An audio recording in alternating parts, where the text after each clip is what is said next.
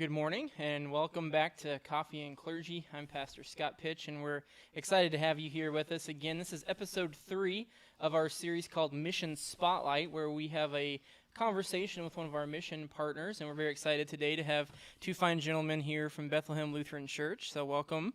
So this is our third episode, like I said, in our series, and we do post these live, so if you're watching live, welcome, but if you're not watching live, if you're one of those folks who listens afterward, like I do. I guess I kind of have to because I'm here live. But if you listen to it after the fact, you can find it on our podcast, which we post on Thursdays, or you can find it on Facebook and YouTube.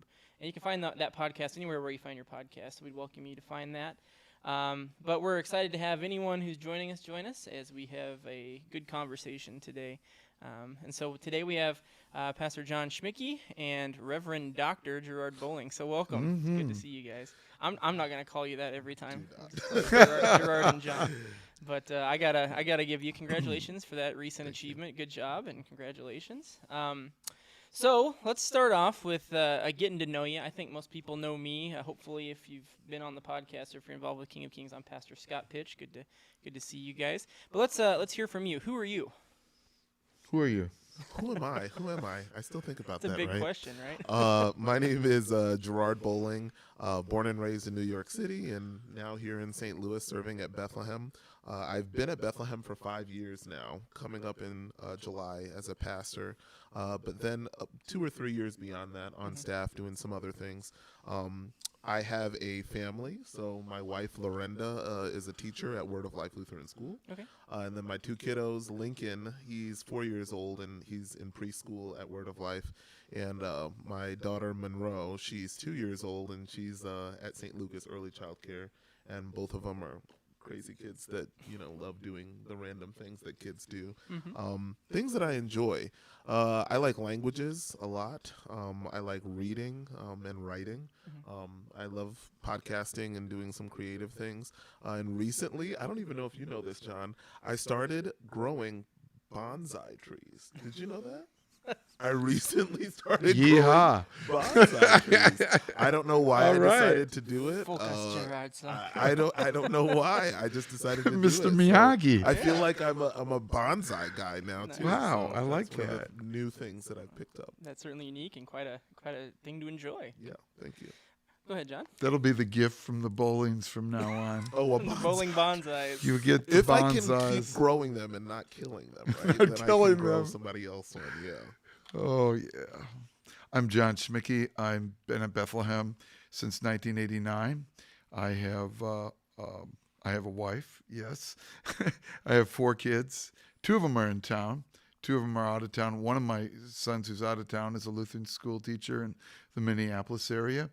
And then one is on the East Coast in Charleston area. In town here, my daughter Tequila and my son Dan are at Bethlehem. And then we have six grandchildren. My oldest grandson is getting ready to graduate from high school, which is amazing.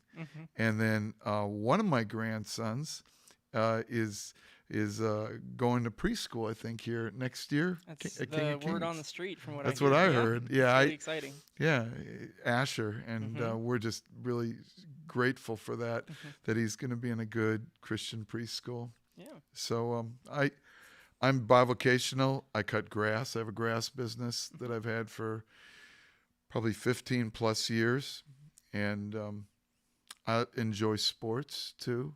I'm a high school basketball official. Yeah. So during when I'm not cutting grass and I go to the winter time, I officiate high school basketball. Some active jobs in addition to your pastoring job, which is also an active job. So. Yeah. Explains why you Exactly. stay in such good shape, right? That's not true. If I were to eat right, Yeah. I could be in really good shape, but I don't True. want it that bad. Yeah. That's the thing I always find. I'm not in the greatest shape either, and I can do a good job exercising, or I can do a good job eating. Right. But putting them both together, that's always right. a struggle. So yeah. Well, thanks for sharing a little bit about yourself. It helps to kind of frame that picture. So let's move on to our next question. So give me a kind of a backstory about Bethlehem Lutheran Church. Just give me the history. Let's get to know where you guys come from and what's brought you to who you are today. Well, I'll do kind of the backstory. Bethlehem is an old church, 1849, and Bethlehem had just about closed back, about 30, 35 years ago. It was in a 17-year vacancy before I came. And there were 30 people there, and God saw fit to grow the church with children and youth. And now those children and youth have grown up to having their own families now. So pre-COVID, it's about 140 people on Sunday morning. 75% are 50 or younger, so it's a young church. Yeah, very much But so, especially for the LCMS. oh yeah, but it's a bigger ministry in that there's a lot of kids and youth that we minister to weekly. Pre-COVID, like on Wednesday nights, we would see 250 different kids. Wow, yeah. Which is pretty amazing. That is, yeah. We have a preschool here, and we don't really see that amount of impact on that young group of people. So that's a powerful thing, yeah. And there's a lot of exciting things. I'll pass it over to you, Gerard. That happen with reaching beyond Bethlehem too. Yeah, I think duplication is a huge thing for our church, and that there's been this emphasis on that really the whole time that Pastor Schmidtke's had the pastorate. But very recently we've said we do what we do in our area, Hyde Park, right, most of the time, where we try to do our best. But how can we go beyond this and reach beyond this? And not only just for Lutheran Christian spaces, but just thinking in general about the Christian church in general and the imprint on that area.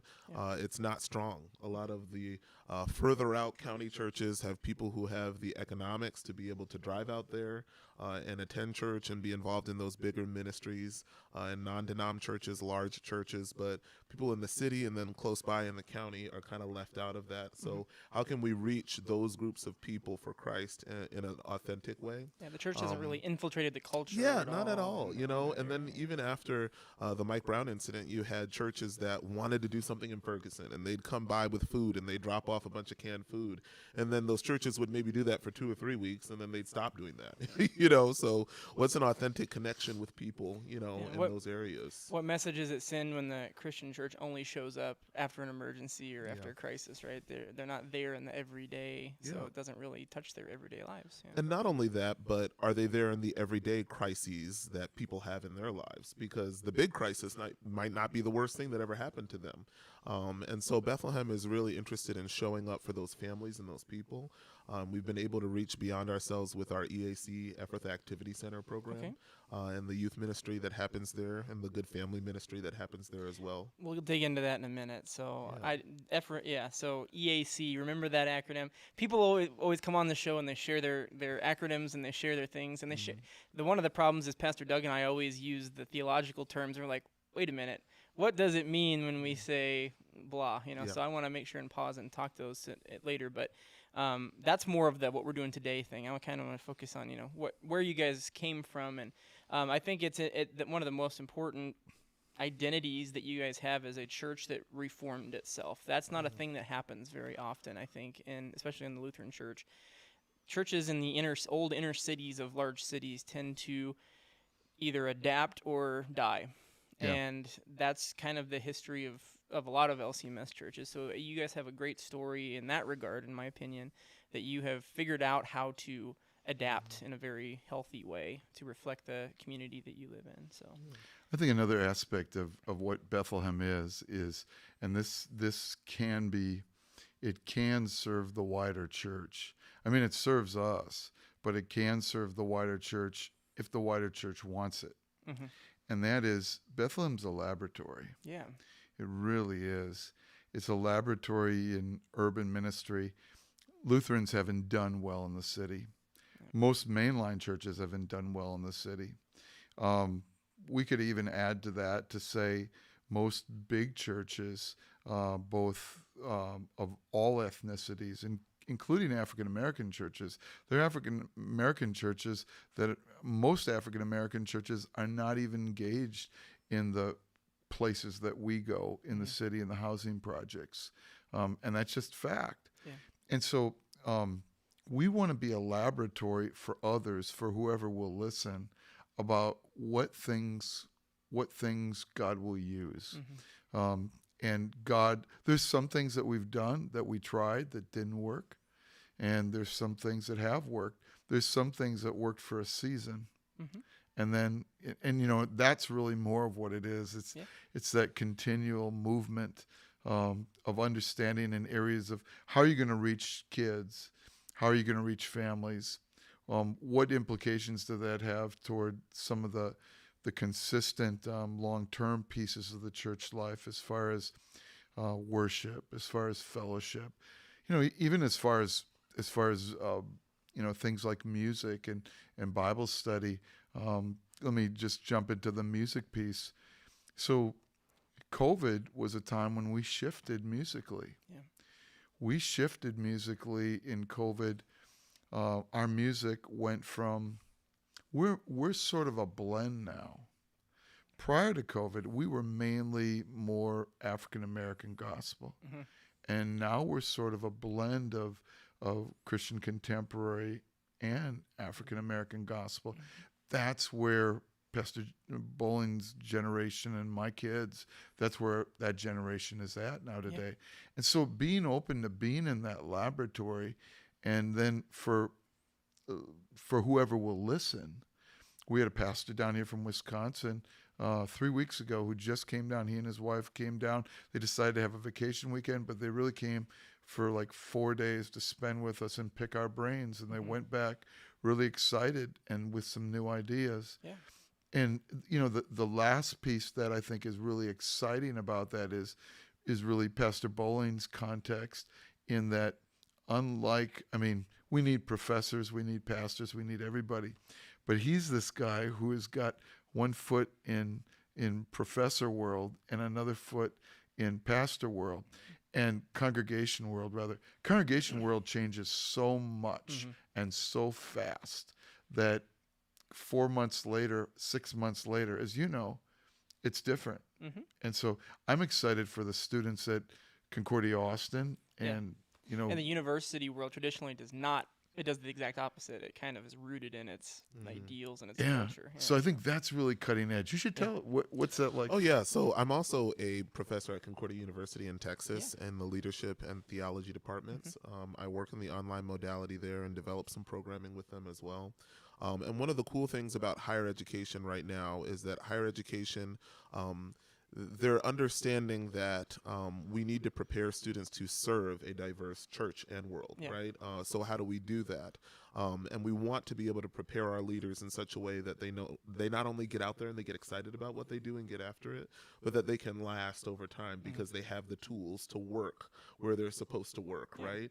And I think to that, one of those things would be there's this excitement to affect change in so many career fields in the urban center, but then there's not the education or knowledge behind that of how to help somebody feel equipped to serve where they serve. So you can have someone really excited about social work who's taking a leadership class or a theology class, right? And they want to be a social worker, but when you see the bigger picture, the iceberg issues that social workers deal with, they could fade away and they could move to the urban center, and that affects the way that they do church and they do life as well. And that really speaks to the other thing I think is special about Bethlehem. The other special thing about it is that, and I only realized this because one of our members talked to me about it the other day, where a lot of other things change in people's lives, the church remains the same for them, right? It's a constant in a very moving pieces sort of a picture. So you could have one family that has 3 kids that have attended for 8 years, and those 3 kids could have transferred to 5 different schools because of bullying and other things, but they came to the same church and they had the same group of youth around them.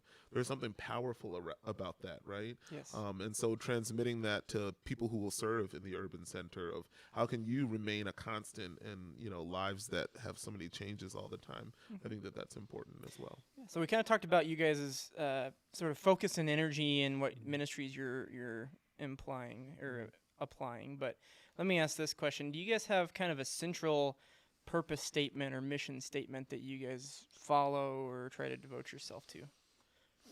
Yeah, what we're really aimed at is we're a congregation, we're a group of believers who are committed to connecting people to Christ. Okay. Now that's what we say formally. I think there's a shift going on, though, even with that. I saw a church down in Texas who, you know about this church, who their mission statement says, "We grow people." Mm-hmm. Now, there's some theological problems with that. You know, I mean, it's God who grows people. And I don't think they're really debating that, honestly. They're just trying to be succinct.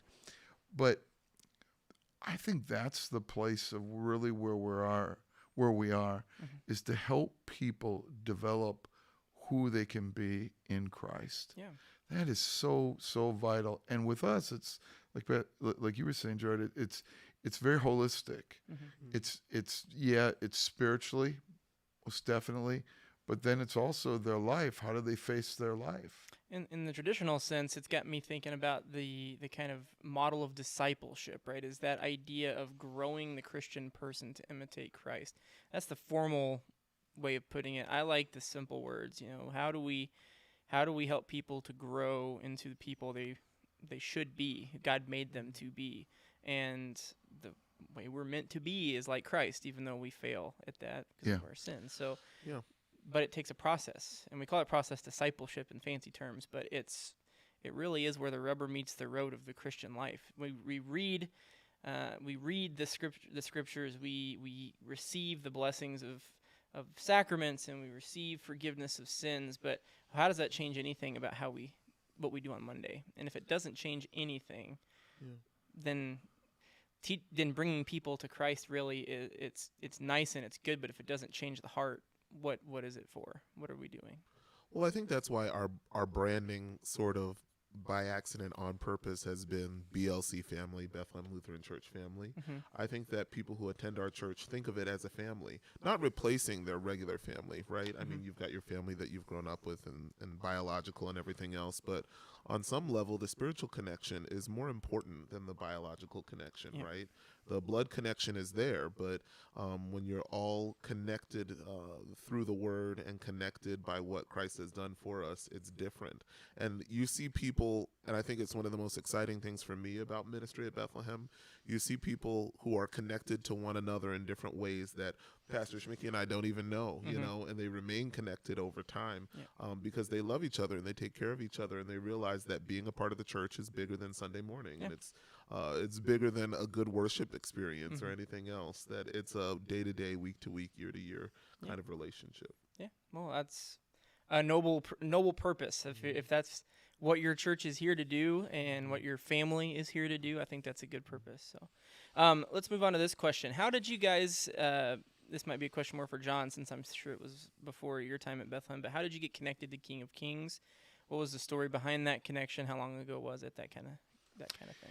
Well, there's been some informal connections to King of Kings predating this. I think the real formal really kicked in about 5 years ago. Okay. When we about 6 years ago, almost 6 years ago, we started this mission thrust called Greater Things, which then became More Greater Things. And that was really the very thing that Gerard was talking about earlier, planting our missional DNA in places beyond Bethlehem. And we were looking for partner churches who would come along with us financially, and then also in engagement in like the Ephrathah Activity Center that we'll talk about in a minute as far as reaching the kids. And so prior to that, Kathy and Doug Chinberg, Kathy especially, Kathy, she's incredible. We would get emails and say, hey, John, can we help you with this? And Doug and I, and Kathy and my wife Sharon, we knew each other from the seminary. Back in the day, Pastor Chinberg played on the seminary basketball team. Oh, there you go. Yeah, Not with me. Talks too often. Yeah, that was Doug Chinberg and myself, and former Lutheran hour speaker Greg Seltz. Yeah.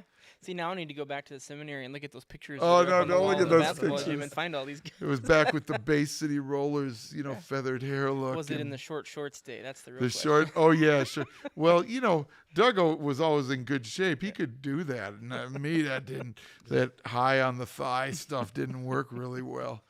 But that was the way that it got started as far as King of Kings here, and we had been involved with. We had been involved with sister church relationships with others. Actually, another classmate of ours, the first sister church we ever had 20 plus years ago was another classmate, John Burnett, Faith Oakville. Yep. So God seeded those. And, Doug and John and Dave Grunwald down at Resurrection, he was a field worker of ours. Jeff Clater was a field worker of ours. You go all through Joel Christensen. All those guys are really smart. They're really smart. Here's what they know. Not only do they want to help us, but they know this. They know that the more you go and become involved and give of yourself missionally to others, the more you get involved missionally at home. Yeah. I mean, that's the whole thing about going on mission trips. Mm-hmm. It's not really the work it's not what you're changing of the place you go to. It's the place that you go to of how they're changing you and getting you ready to come back. Mm-hmm. And it's so interesting to me that the people who sign up for those mission trips tend to be the ones who are the real go-getter types when it comes to service in the home church too. And yeah, it's interesting how the same names pop up. Yeah. Because I think it is that process of they saw something or felt something or had some interaction while they were on that mission trip that really convinced them this is important work that's being done. So. But here's one of the things, and maybe this helps us move over to EAC for a moment. Mm-hmm. The thing about what Pastor Bolling has really set up EAC, where there's like 150 to 200 Lutherans who volunteer in it. So let's say you're not ready to go to Bermuda or wherever. You can do a night once a month, or even some people do more than that, where you could come in and you could be in a different world sort of and do mission and ministry. In fact, you can not only do it yourself, you can bring your kids. Yeah. And you can make it a family activity, whether it's that or when we do our street ministry. Mm-hmm. So are you ready to go there? Yeah, certainly. The thing you're bringing to my attention is we've had conversations with several of our other mission partners, and it's amazing to me how much mission work there is to do within a 20-minute drive of where your front door is, and how much of an impact that mission work will have, not just locally, but how it can really transform things globally too. And so let's talk about EAC. Let's get into that a little bit. Explain in layman's terms what it is, and give us a pitch. I want to encourage our people listening today to see that as a thing that's valuable, that's worth the time to get out and go do it. So sell them on it. Yeah, so EAC, the Ephrathah Activity Center, the original intent behind that idea was to, again, go beyond ourselves, right? And then grow beyond ourselves to reach children that are in the Ferguson area and surrounding, right? We called it FergGen at that point. Mm-hmm. And then it's also expanded to Baden and some other North communities too. And really our goal is to 3 nights a week be able to have intentional connection with those children in those areas, which is very similar to what Bethlehem does on the main campus. Mm-hmm. But the thing that's a little bit different is that we wanted intentional connections to sister church congregations and beyond, so that we were also kind of crossing different barriers too, right? Sort of literally geographically, crossing barriers, but setting up a network where the service wasn't just Bethlehem serving these children, but a group of churches, a host of churches and ministries serving these children as well, so that kids can learn about people who don't look like them or act like them or live by them, right?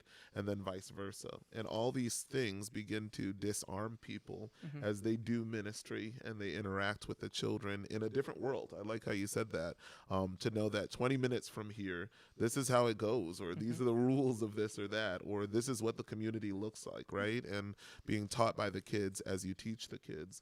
and having intentional connection with them. So what does a standard EAC night look like Yeah. for someone who's coming to show up for the first time? Yeah.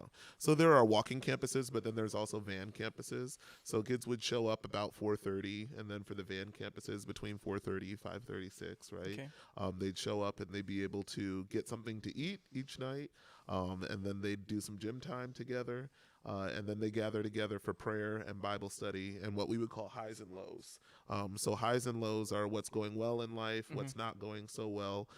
That's an intentionally really important part of EAC, because then you get to gauge where your students are at, right? And our team leaders can gauge where the students are at in their lives. And we get a lot of good information from that time.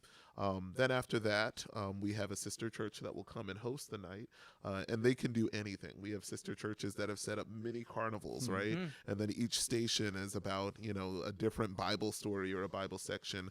We have sister churches that have made it like a live action, whatever it is, of what they want to present, and then a wide array of things. And King of Kings has been involved in that. Paul used to bring a group pretty regularly to EAC pre-COVID. You always have to say pre-COVID now, but and the youth would come and lead games and things, so that was good. It's gonna be 2020 AD and then 1 BC, meaning AC after COVID, right? Or pre-COVID times.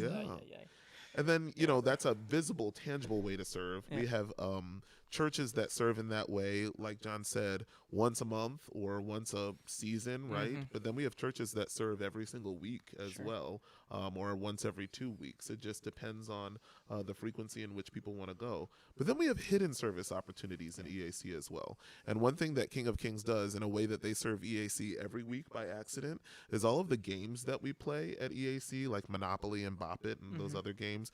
King of Kings has donated about 120 of them. Last year, I don't know if you remember, Paul, but last year, you had Allison bring some, and then you brought some games. And so that's the main set of games that we use on our campuses. And those have been beat up. So, we've thrown some of them away at this point. But that's what they're there for. The kids wouldn't have had that opportunity without that kind of service. So those hidden service opportunities are something that everybody can do at any time. Good. Yeah.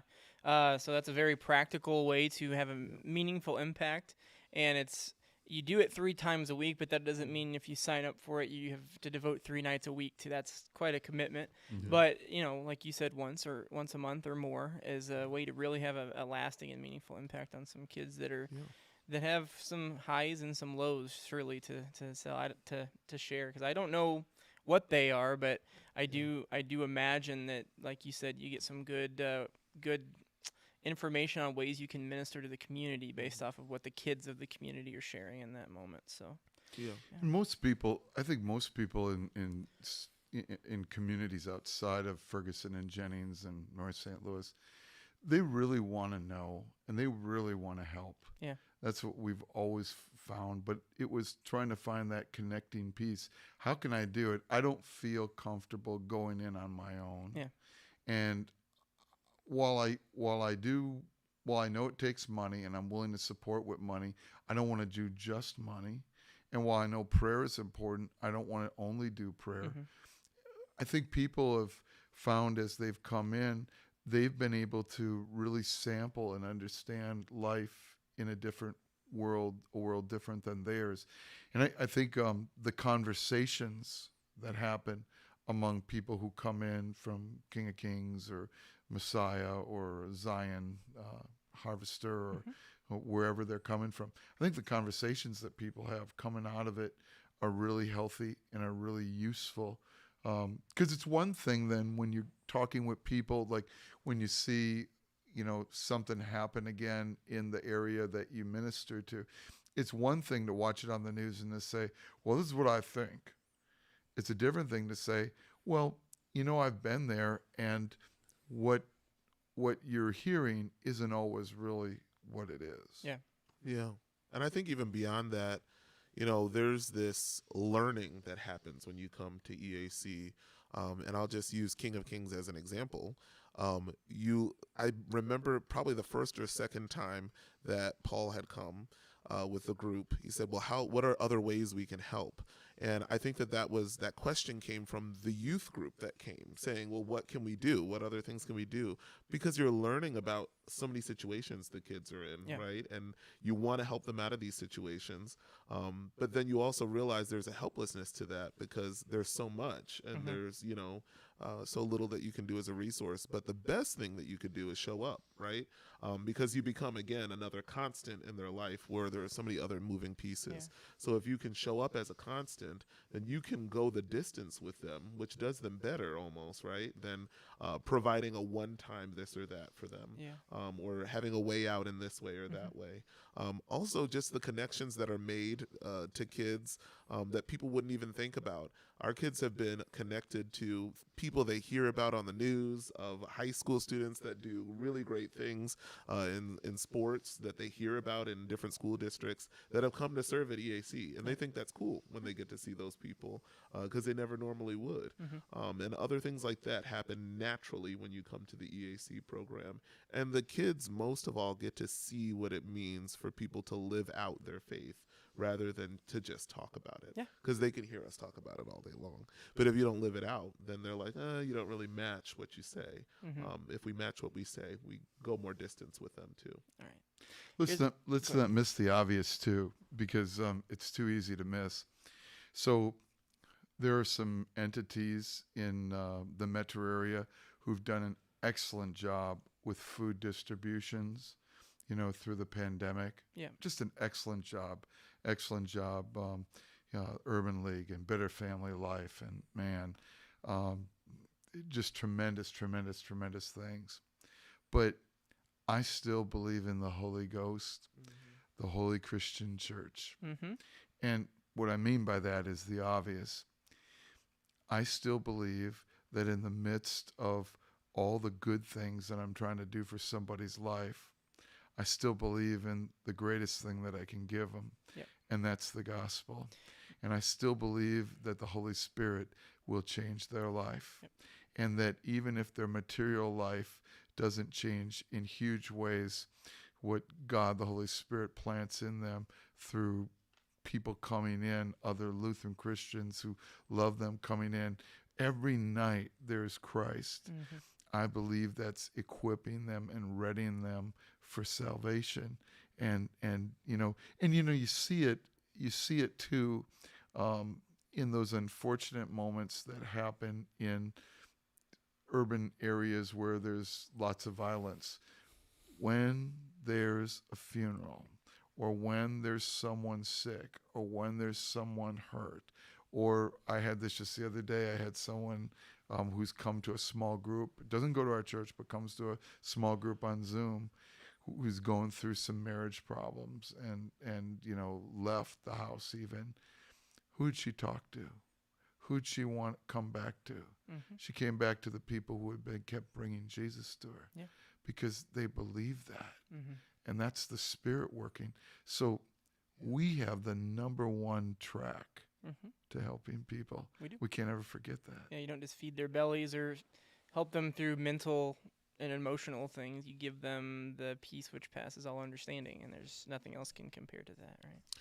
And I can't be remiss to say, so last night at one of our campuses, the team leader there decided on his own, outside of our budget, to buy these purple shirts, these purple EAC shirts for the kids with a Bible verse on the back and a cross in the middle. And he bought purple on purpose because at that campus, and they had come over from Baden, they had a lot of gang problems. I don't know if you remember the gang problems last year and the kid, some other things that happened. And he brought purple in because red for bloods and blue together make purple. And they got to talk about that, and they got to speak through it, and it was a really good night for them. Wow, what a powerful and a powerful moment, right, for the kids to be able to carry with them. And just the imagery of that. It's simple things like those kind of symbols and imagery really resonate in big ways. So, okay, you guys talked about Bethlehem being a laboratory. You're the mad scientists, right? What's coming up next? What are you cooking up next in the next 5 years, 10 years? What are you looking toward in the future? What are you looking forward to? Have you thought about it?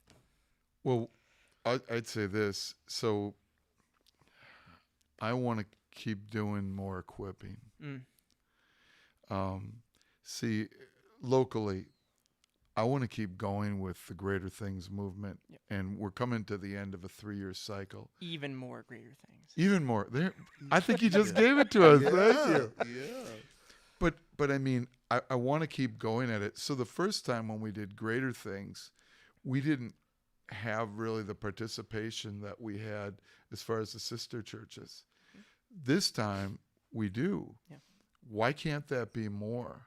What happens in a community if right now we're at maybe about 150 to 200?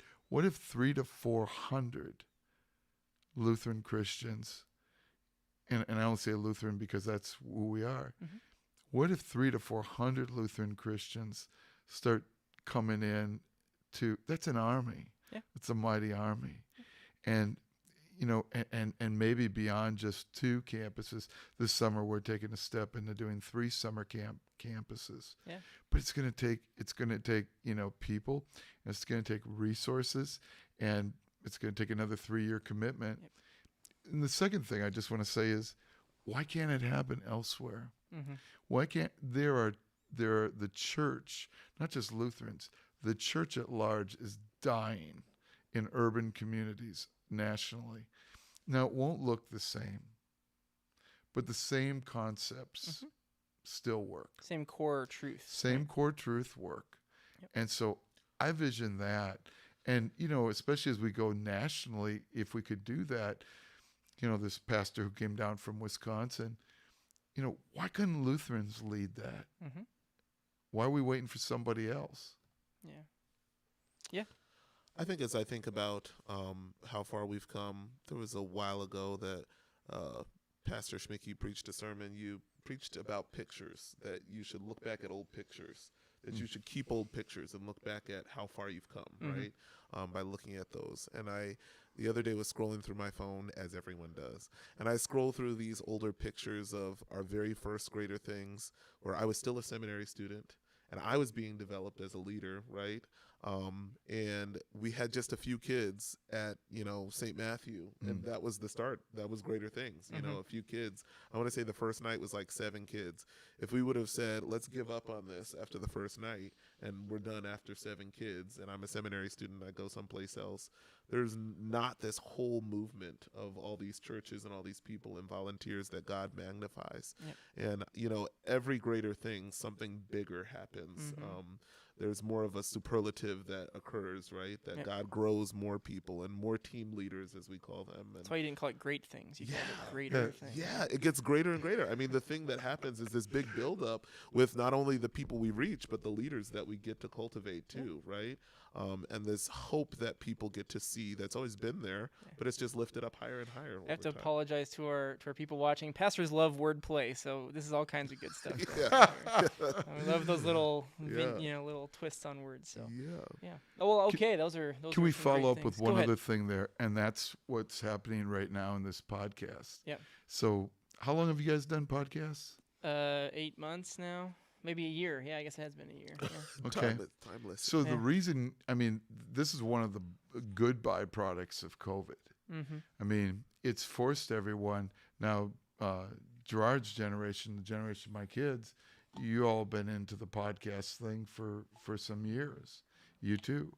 And you know, so what I want to see in the future is I want to see the church address that, like we're doing now, like we're doing. I mean, our Facebook page is involved. Our when we broadcast worship on Sundays, it's, you know, multi-cameras and that. We have a program called Real and Relevant that started. All these things. This is where my kids are. This is where they are, and we as a church are either going to choose to meet them in their place, Yep. with the changeless Christ, but we're going to meet them with their place, or we're going to ignore them. Yep. And then get passed And- by and- this group. You know, not long ago, just about a month ago, I went to a funeral of a really well-known person in Lutheran world, especially in Black Lutheranism in the African American community. And it was a reunion time for me because I got to see people that, I went to war with 20 years ago. Not against them. We were in war together, and that I saw something that made me really sad. And that was this. Well, I got to see my generation of people, and we're all still Lutheran. Hardly any of our kids are. Mm. Now, my kids are. Well, 3 out of 4. But that made me sad. Yeah. And we can't let that keep happening. Yeah. The Lutheran, I think it was a publication that they released called The Lutheran Difference. And I don't know what the entire message of that was, but that phrase stuck out to me, that there's something about Lutheranism that it can and should be cross-cultural, but because of the over kind of whelming influence of our kind of Northern European culture that most of our folks are used to, it has put up a roadblock for us to reach out to those who the message of Christ is seemingly it's missing the target, not because of the message of Christ or any failing therein, but because of the cultural influences and the failure of us to acknowledge those influences. So I think that's an interesting point to bring up, certainly. But this is the first step here. Yeah. And everything great starts with first steps. It does, yeah. Just like Pastor Bolling and his sister, they got a podcast getting launched in just weeks. So you should tell about that. We are launching a podcast with Lutheran Hour in a couple of weeks, and we're really excited about it. It focuses on diversity, equity, and inclusion in the church. Okay. And it's a project we've been working on for a year now, too, right, as we really think about it. And I think the exciting thing about it is, again, it's another attempt, like John said, to address the elephant in the room, right? And to be able to speak through some of these issues, but also reach into a generation that listens and then does. That's the thing about millennials and Gen Z, right? And the youth poll of the LCMS shows that. We listen and then we also do. And we like causes. We want to get behind something that matters. We want to get behind ministry. We want to do real things. We don't just want to talk about it. So unfortunately, churches that think that the Sunday morning experience of us sitting in church and the smells and the bells, for a millennial or for a Gen Z person, that would be, right, the lived out declaration of who you are. And they still want that. They want a good worship experience. But what they want even more is the tangible ministry results that happen from day to day. What are we going to do to make this work? They want that connection of discipleship that we were talking about earlier. They want to see how the message of Christ transforms their lives, their communities, their culture, etc. And they want to get behind that. Yeah. I say they like I'm not one. I can, that's they, the millennials and Gen Zers. Yeah. But you've been soiled. Yeah. You've been soiled with clergyism. It makes you have a bird's eye view more than that tall collar strangles out all the millennial in me. Yeah. All right. So we've mentioned COVID a little bit. Let's quickly talk about this. But what kind of impact has COVID had on your ministry? I think there have been negative things about it, obviously, for everybody. Lower worship attendance has been something that has been given to us, right, by the city especially for a long time. And there could have been a lot of discouragement that happened with it. I think for the most part, though, our church has really stepped up in COVID in other ways, where you can't produce numerically, you produce with quality, right? And then also you magnify your ministry as much as you can in different ways that you wouldn't have been able to serve. So another touch point for King of Kings through COVID was providing regular food bags for people in the community when that was a need, right? At the beginning of the experience with shopping and everything else, we had a number of members from King of Kings that would order from their home just food from whatever grocery store they wanted to, have it sent to one of our members or one of the kids connected to our ministry. We became an emergency food center last summer, which, John, I can't even believe that happened when I think about it. But week to week, we were like a food delivery place, that we were giving stuff out to people. And then we kind of regrew programming from there as well. So on the children's ministry, youth ministry, programmatic side, we've grown in some of those ways. Another way we've grown, which I'll let you talk about a little bit, is the technology ministry through COVID as well. And we've grown it with youth, actually. our youth are the ones that control most of the things you see on Sunday morning. And they did that by trial and error, Yeah. right? They learned from Tequila Pruitt, who's our technology manager at Bethlehem, and she taught them how to use this or that, and then they went with it, right? Yeah, And using that technological native generation, right? That they Yeah. grew up with it, they know it, they have an intuition in how to Yeah. use those things. Put them to use. Yeah, Put 'em to work. exactly. Yeah. Yeah, I think, but here's where it spans over generations. You know, it was the reason we were able to get better technology is because of gifts, Yeah. and most of those gifts came from people like my parents' generation and my generation. And so when you can get sometimes when we say, you know, we as the church say, well, we really want to focus in on millennials and we want to meet them where they are, and we do. Yeah. But what we're also trying to do is we're trying to find bridge moments across generations. Yeah. And there are more than we think. There are more than we're willing to understand, you know, especially under the gospel, where there's so many more that are open opportunities. I think another thing that about COVID that we're dealing with right now that I'd want people to know is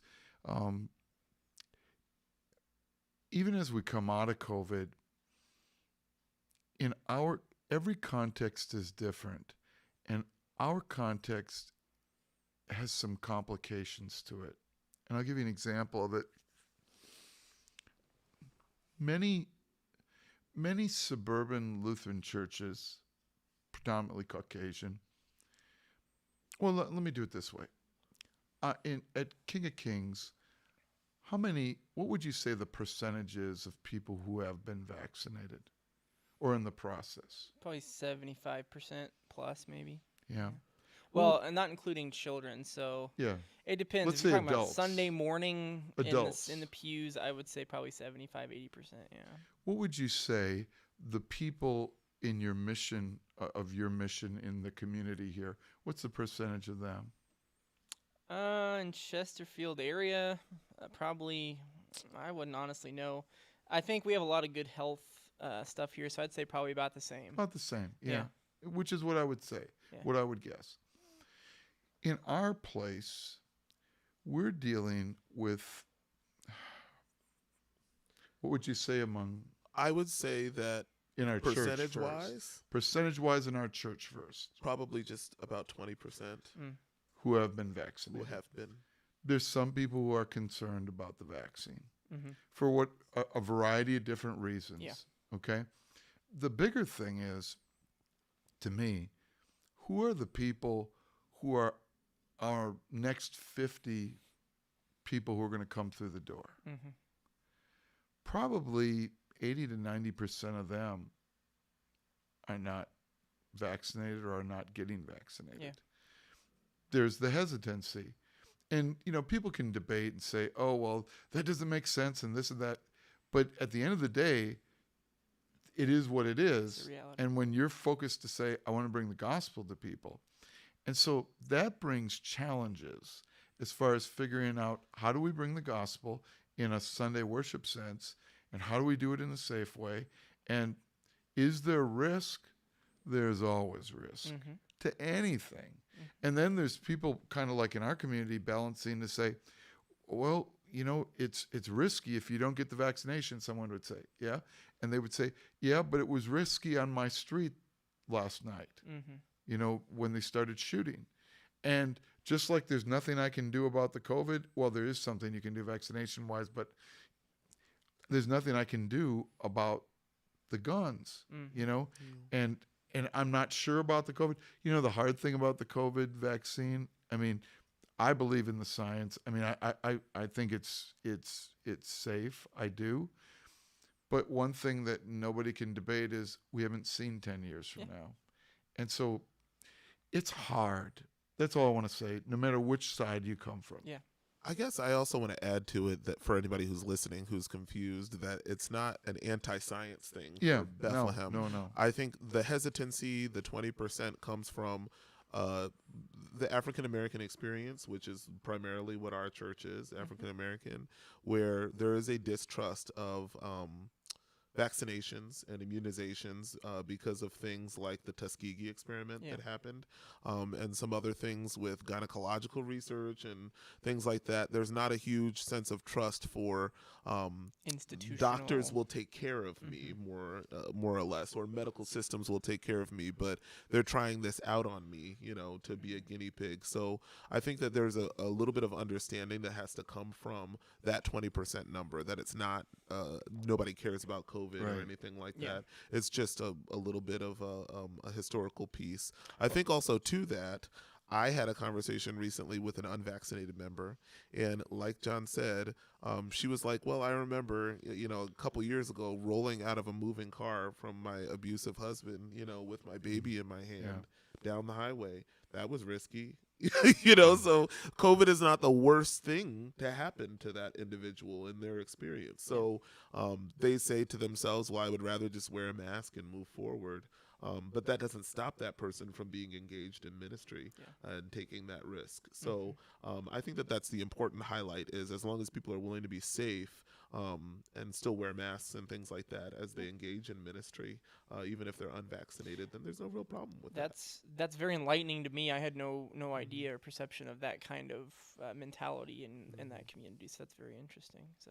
Yeah. All right, so we're kind of winding down here a little. Good conversation, though. I really enjoyed it so far. But one of the things I want to talk about is the relationship between King of Kings and Bethlehem, and what you see as that relationship looking like kind of in the short term, 2 to 5 years, and what you want it to look like in the long term. So let's talk about that a little bit. What do you see from your side of the table? Let's put it that way. I've been pleased with the partnership with King of Kings that we have now, in many different ways and facets. I think there are seen ways, and that there are some unseen ways. More of the seen things would be things with EAC, right, where we put up pictures and things like that. But there are very private things that are meaningful as well, on the King of Kings side, that I think are important to realize. You had a member here not too long ago who lost her son to drug abuse. And I remember I preached here one of the Sundays right after she had lost her son, and she gave us a gift, a very generous gift, in honor of her son. And we had a conversation about her knowing that what he could have passed from could have come from a neighborhood like ours. And the perspective of that conversation and the humility of that member for wanting to do something like that was huge. And you juxtapose it against, right, a member of ours who has gone to prison for selling the same thing, and you see the reconciliation that God provides amongst people and the people of God. And you see the ways that Christians can have a touch on all of the chains that have to connect for that process to happen, that there's no Christian right now touching. So you can really see how impactful someone stepping in to witness and to be a Christian in front of a kid at the EAC could have in preventing a future tragedy like that. Well, and you get the perspective of the restoration too, right? So right now, I'm partnering with Concordia Seminary and Concordia St. Paul, Concordia, Texas. We're all partnering, and we're doing a course on urban leadership. And one of the pieces is restorative justice. And the question asked is restorative how, to whom, right? And God is the one that provides the restoration. So he's the baseline for when something happens in restoration. And so that kind of thing only happens in the church when you really think about it and when you water it down. I was just thinking, I'm preaching this weekend on Pentecost. One of the big topics I think to bring up from a pastoral perspective is this idea of the ministry of reconciliation, right? That we are called as Christians not to simply allow old wounds to fester. We're called to heal. And there's no doubt, people will define it in different ways, but there's no doubt that there is a racial, cultural, economic wound, and people have different ideas for how to heal that or to ignore it. But Christians have a different calling. It's not to simply allow that wound to stay and fester. It's to do something about it, to bring reconciliation and restoration to that damage. So, I think another kind of it's short range and long range is we need King of Kings as a partner to keep going to keep going with us. I think we're going to use that even more greater things. I like that. We're going to be working towards setting up another 3 years. We try to do it in 3 years. The reason we try to do it in 3 years is you can't do it yearly, because how can you deal with staff yearly? Yeah. But in 3 years, it enables you to still have some time to tweak and to sharpen things rather than locking into 20 years, kind of commitments. Yep. And King of Kings made that commitment. You guys got involved with, in addition to all the serving in that, there was a financial component. It was $10,000 a year for Yep. 3 years, so $30,000 total. And we're going to be doing another 3-year campaign coming up really quick. And here's the thing that I think is important to see. If you came to our church and just hung out with us for a while, you would meet people like Tequila, Dan, Sherry, Sherelle, Allie, Austin, Dejan.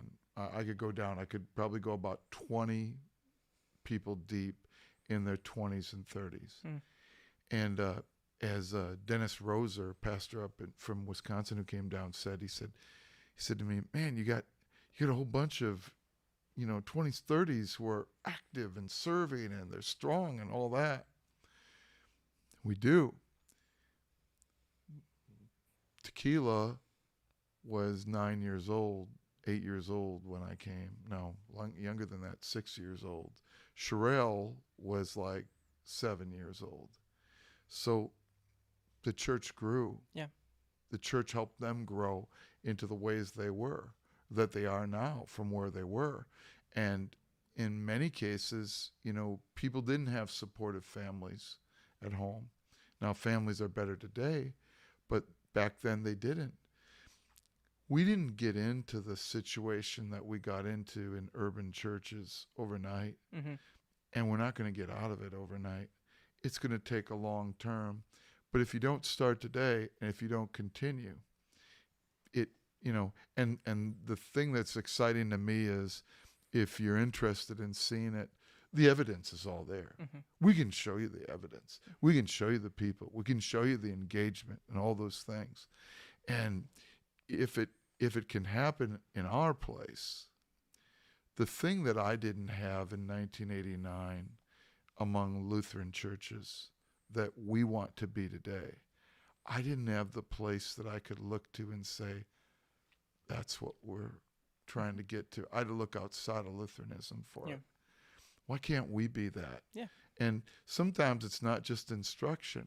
Sometimes it's just encouragement where someone goes and says, yep, that is a hard problem, but you guys made it. God brought you through it. So I hope you guys stay with us. Excellent. I see the relationship between Bethlehem and King of Kings as one that we want to strengthen and continue as well. And I think most of our people do too. So, well, I kind of want to conclude. If you guys have anything else to share, I'm happy to have you continue the conversation a little longer if you have something, but I want to also be respectful of people's time. So if you have anything, go ahead and chime in. Otherwise, I'll conclude with a question. What can I pray for you guys about today? No chiming from me. Okay. I've chimed enough. Yeah, that's good. It was a great conversation. I'm really glad you guys were able to join us today. So. Yeah, I'm happy to be here. We were happy to be here. Yeah. I think the one thing I would say is I keep thinking about my bonsai tree now. My bonsai trees. Okay, Mr. Miyagi. And one of the reasons why I started doing it was because my daughter was really interested in it. And I always want to connect to my kids with hobbies and stuff. And so the interesting thing about the tree is that it has wires in it. I guess I never knew that until I got those trees, right? They have these wires.